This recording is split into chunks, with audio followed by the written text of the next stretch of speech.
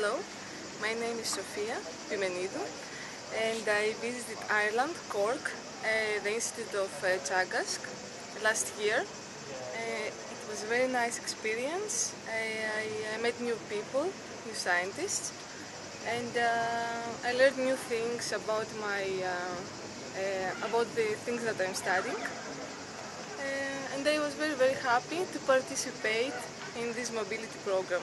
I stayed there for 1 month, and then my partner from this mobility visited also our lab here in Athens.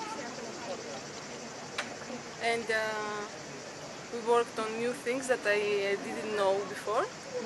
So it was a very nice experience as a mobility program and as new knowledge in my career, PhD. To my lab, and it opens new doors every time that you learn new things, how to manage new things that you ignored before.